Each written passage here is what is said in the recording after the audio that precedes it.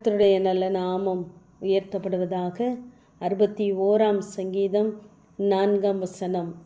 நான் உம்முடைய கூடாரத்தில் சதா காலமும் தங்குவேன், உமது செட்டைகளின் மறைவிலே வந்து அடைவேன் என்று சங்கீதக்காரனாகிய தாவீது தேவனுடைய பாதுகாப்பை அங்கு அறிவிக்கிறதை நாம் பார்க்கலாம். நாம் எப்பொழுது தேவனுடைய பாதுகாப்பை தேடுவோம் என்றால், நம்முடைய சரீரம் சோர்ந்து போகும் பொழுது, நம்முடைய இருதயம் தோய்ந்து போகும் பொழுது, நாம் எங்கிருந்தாலும், அதாவது பூமியின் கடையாந்தரங்களில் இருந்தாலும், நாம் தேவனை நோக்கி கூப்பிடுகிறவர்களாய் இருக்க வேண்டும்.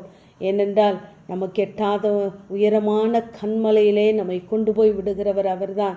நமக்கு அடைக்கலமும் சத்துருக்கு எதிரே பலத்த துருகமுமாய் இருக்கிறது தேவனே. ஆகவே நாம் எல்லா சூழ்நிலைகளிலும் எல்லா காலங்களிலும் தேவ சமூகத்தை நாம் நாடுகிறவர்களாய் இருக்க வேண்டும். கர்த்தருடைய செட்டைகளின் மறைவுதான் நமக்கு வேண்டிய பாதுகாப்பை தரும், நமக்கு வேண்டிய ஆரோக்கியத்தை தரும்.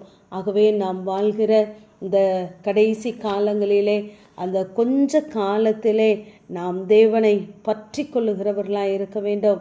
யாக்கோப்பு சொல்லும் பொழுது, நாளைக்கு நடப்பது உங்களுக்கு தெரியாது, உங்கள் ஜீவன் எப்படிப்பட்டது, கொஞ்ச காலம் தோன்றி பின்பு தோண்டாமல் போகிற புகையை போல் இருக்கிறதே என்று சொல்லுகிறார். நம்முடைய நாட்களும் காலங்களும் இவ்வளவுதான், கொஞ்ச காலம் தோன்றி மறைந்து போகிற புகைக்கு ஒப்பாக அவர் சொல்லுகிறார். இந்த நமக்கு கொடுக்கப்பட்ட இந்த கொஞ்ச காலத்திலே நாம் சதா காலமும் தேவனை நாம் வாஞ்சிக்கிறவர்களா, தேவ சமூகத்தை நாம் நாடுகிறவர்களாக இருக்க வேண்டும். அப்படி நாம் தேவ சமூகத்தை நாடும் பொழுது நமக்கு தேவன் சதா காலமும் கிருபை செய்கிறவராயிருக்கிறார். இந்த சங்கீதக்காரனாகிய தாவீது சதா காலமும் தேவனை அண்டி கொண்டதினாலே அவர் சொல்லுகிறார், தான் அபிஷேகம் பண்ணின தாவீதுக்கும் அவன் சந்ததிக்கும் சதா காலமும் கிருபை செய்கிறவராயிருக்கிறேன் என்று சொல்லுகிறார். நாம் கர்த்தரை தேடும் பொழுது, நாம் கர்த்தரை நாடும் பொழுது, அவருடைய சமூகத்திலே இருப்பதை வாஞ்சிக்கும் பொழுது, அவர் நம்முடைய சந்ததிக்கும் கிருபை செய்கிறவராக இருக்கிறார் சதா காலமும். ஆகவே நமக்கு கொடுக்கப்பட்ட குறிக்கப்பட்ட காலங்கள் உண்டு. அதை தான் பிரசங்கி சொல்லும் பொழுது அங்கு சொல்லுகிறார், எல்லா காரியத்திற்கும் காலமும் நியாயமும் உண்டு என்று சொல்லுகிறார். ஏனென்றால் பிரசங்கி 3ஆம் அதிகாரத்திலே நாம் 8 வசனங்களை வாசித்து பார்ப்போமானால், எல்லா காலத்திற்கும் ஒரு காரியத்தை தேவன் முன்குறித்து வைத்திருக்கிறார்.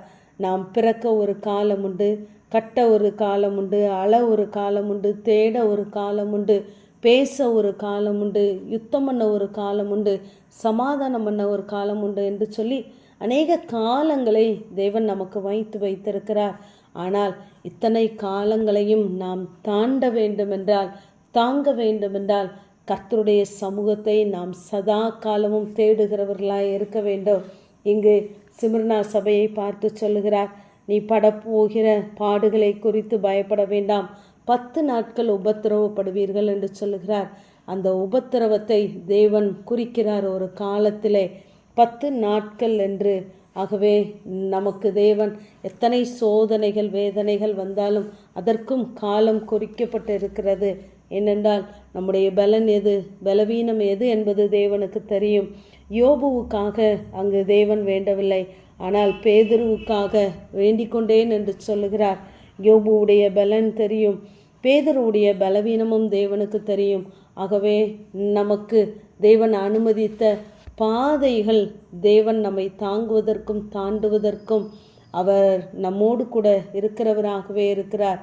நாம் அவரோடு கூட இருக்கிறவராகவே இருக்கும் பொழுது, அந்த செட்டைகளின் மறைவிலே வைத்து நாம் பாதுகாக்கப்படும் பொழுது, இப்படிப்பட்ட காலங்களை எல்லாம் நாம் எளிதாக தாண்டி விடலாம். ஆகவே கர்த்தருடைய சமூகத்தை நாம் நாடுகிறவர்களாய் இருப்போம், நித்தமும் அவருடைய சமூகத்தை தேடுவோம்.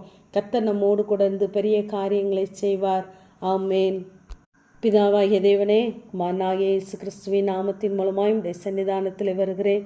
உமது காருண்யங்களை நினைத்தருளும், அவை அநாதி காலம் முதல் இருக்கிறது என்ற வேத வார்த்தையின்படி கர்த்தாவே, உம்முடைய காருண்யங்கள் எங்களை ஆண்டவரே அநாதி காலம் முதல் சூழ்ந்து இருக்கிறபடியினால் உமக்கு ஸ்தோத்திரம்.